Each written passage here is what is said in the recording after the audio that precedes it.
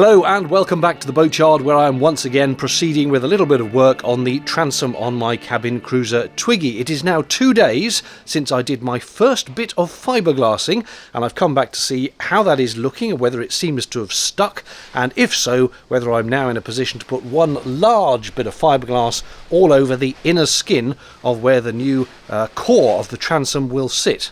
Here's one of the bits that I did. And you know, given that I've never done any fiberglassing before, it sounds fairly solid, it feels fairly solid. I mean, that is a hole that I have patched, and it seems to have stuck fairly well to the existing fiberglass. So I'm fairly pleased with that. Same goes for this one on the other side, quite a large hole, and it's obviously now solid and it's blended in quite well to the existing fiberglass. Bear in mind, this is just the inner skin. It's quite thin. There's going to be chunks of plywood on top of this, loads more resin to stick the plywood in, and then of course the outer skin as well. So this was just really covering up a hole. It doesn't have to be terribly clever, but it seems to have done the job. And then over here in the middle, yes, I am covering the splash deck hole. It was never a very good hole. I will make a new hole later. And that again seems to have gone in quite well. Seems as stuck as I can tell. That's fairly solid. I did 3 sheets on that one. That's very solid. It is a little bit undulating, and it's not quite flush with the level of the glass around, so I think rather than stick another thing of fiberglass on it, which would still be wibbly wobbly, I'll try and just fill that level in with a bit of filler, and then I should be ready to just put one massive piece all across here, hopefully today. In case you're wondering, my filler of choice is this Terrasun Up 610 marine filler. It is specified for both above and below water use, although not if you're sticking it onto wood. Apparently doesn't work underwater if you're sticking it to wood, but for fiberglass it says above and below the waterline, so one presumes it is fairly good stuff.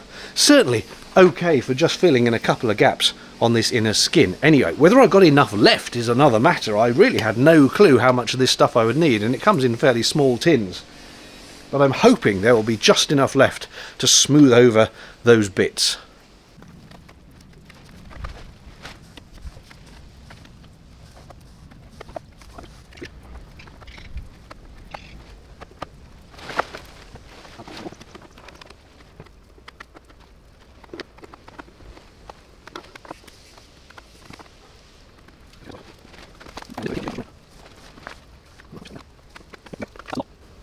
I think that's all the filling done.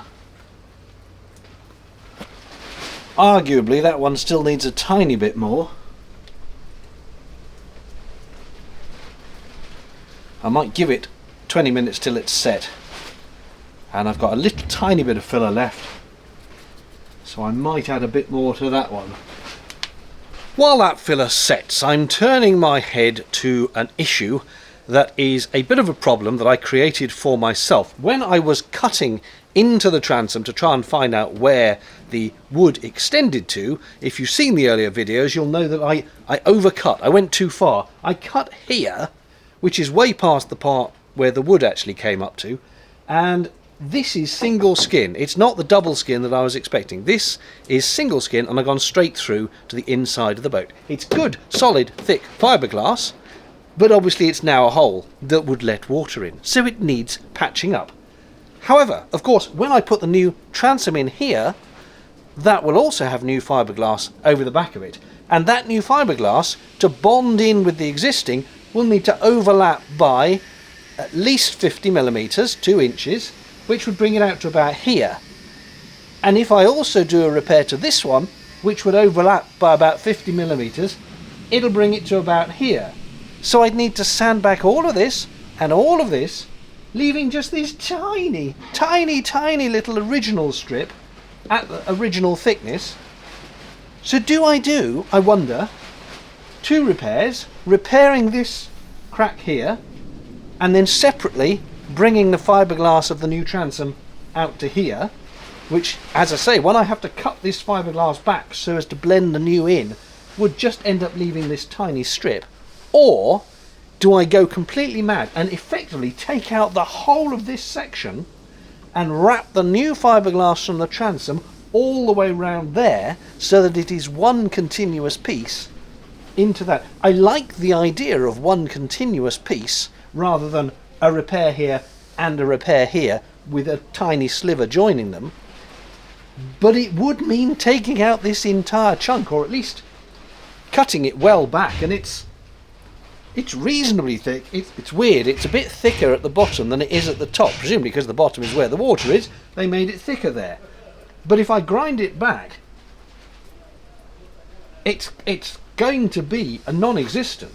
So this whole chunk here, up to about here, would come out, and then I'd wrap new fiberglass around. And with that, I'd also, of course, have to try and make the contour of the boat, or match the contour with my new fiber. There's nothing behind this, it's just empty. It's the inside of the boat.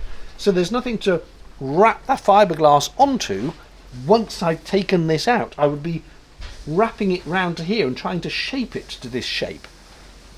But as I say, the alternative is two separate repairs with a sliver between them, which just seems a bit weird. So that's currently what I'm mulling over. Half an hour has now passed since I put the filler in. It says it needs 15 to 20 minutes before it can be sanded, so now is the time to give it a sand.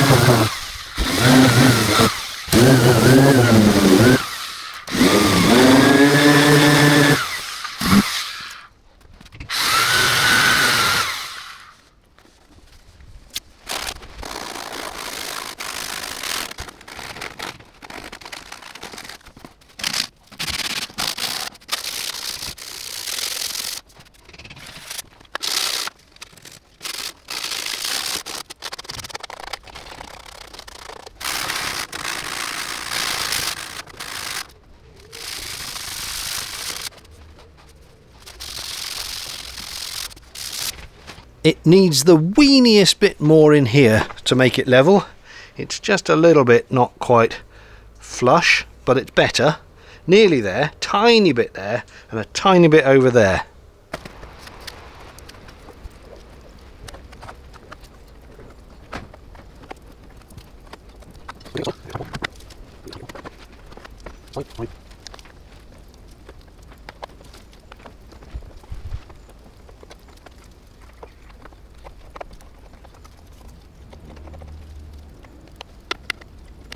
I'm thinking that while that filler sets, I could either get the fiberglass out and start cutting it to the shape that is going to go into that inner transom skin, or I could have a spot of lunch, namely a cheese sandwich. Well, which shall I do?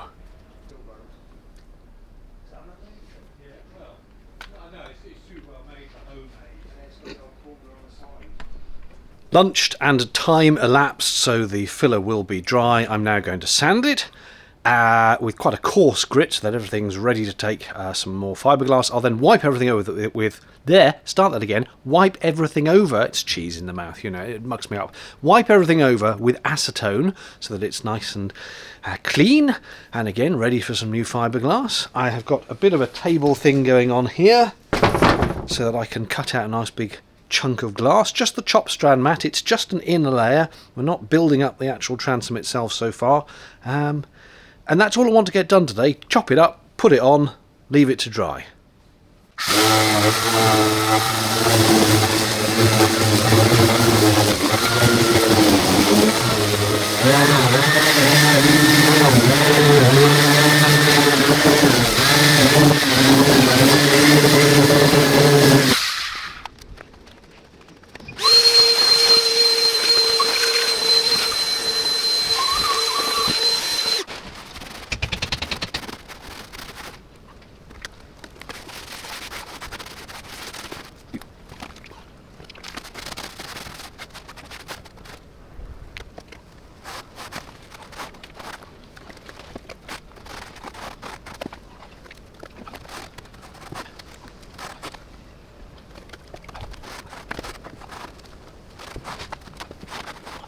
First things first, cut out the mat. It needs to be 165 centimetres wide by up to 70, but obviously you've got the shape of the transom. So if I do 165 by 70, I should then be able to trim it to shape. That's the theory. And this is just your basic chop strand mat, because this isn't the structural element of the transom. This is just the inner skin, which is keeping the water out of the inside of the boat.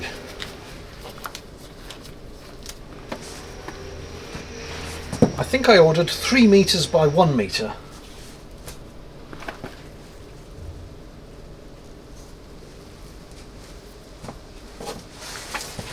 Yeah, that's about a meter, isn't it?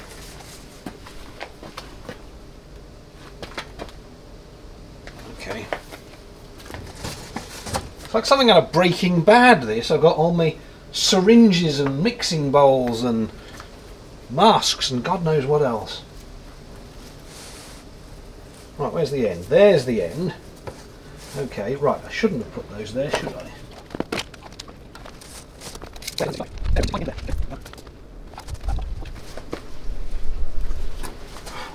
Bloody hell! Massive! Bee or hornet? Go away. I think it's a hornet.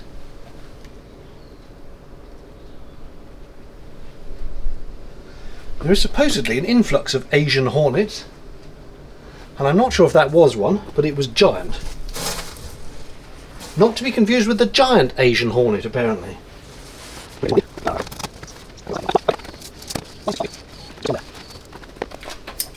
Special fiberglass scissors. 165, 165. Let's go for it. And now, I guess I need to put it up against the boat and kind of cut it to shape in situ.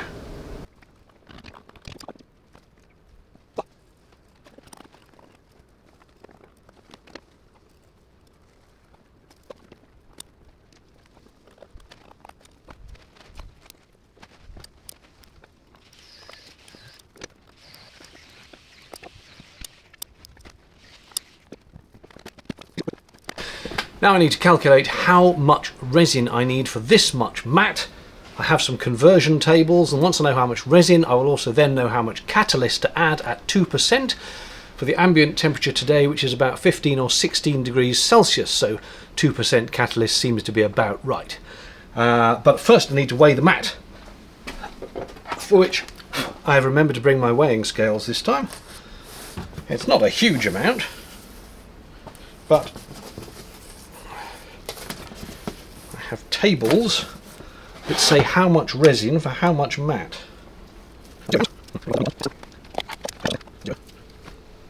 187 grams of 225 gram per square metre mat. 180 grams, okay. Atlac 580 vinyl ester resin. Mixing pot, stirry sticks, what do you call it? Syringe, catalyst, MEKP, what's it called? MEKP. I haven't got a roller. I thought I had a roller. I don't have a roller, so I'm going to use a large brush to gunge it on, which I will gunge on first onto there. Put the mat in place, it should stick because of the gunging, and then slap a load more on. Right, what did I just say? 180 grams. See, they've quoted it as the amount of resin per metre squared. But I'm sure I also read you do 2 or 3 times the amount of resin to the weight of the mat. So 180, 360, 540. Yeah, I was thinking about half a kilo. So about 540 grams of resin. I don't know how much these pots hold. I might do it in 2 batches. 540 grams of resin should be enough for my 180 grams of matte. And if I'm doing 540 grams of resin at 2% catalyst, 500 grams needs 10 millilitres.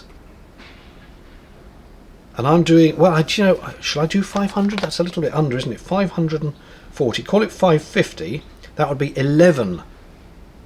Yeah, I'll do 550 grams of resin, which is 11. That's a syringe full plus one of catalyst. Okay. Oh, I should probably put this on if I'm about to start resining. It's smelly stuff. Would help if I could open the tin.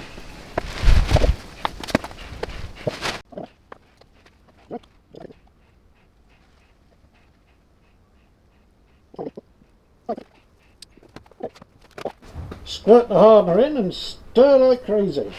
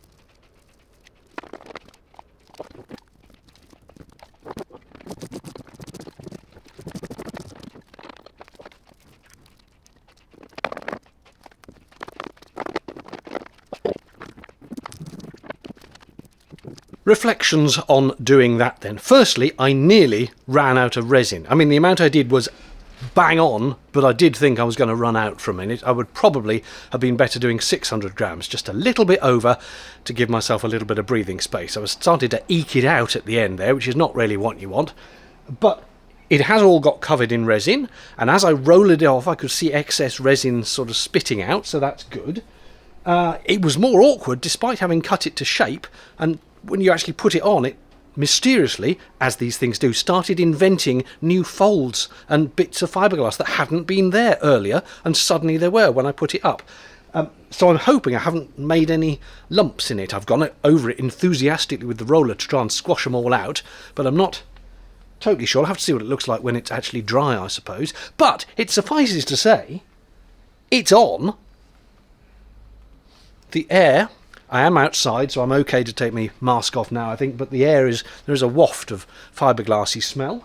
The bit over the hole at the bottom hasn't gone quite according to plan, but I was always going to build that up with some more layers anyway, so I'm not too worried about that. I might actually cut that out and redo it if it's really terrible.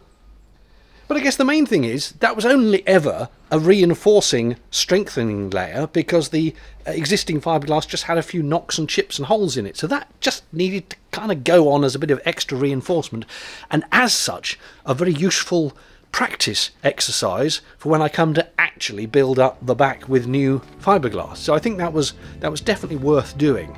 And clearly, with more practice and more runs will come more skill.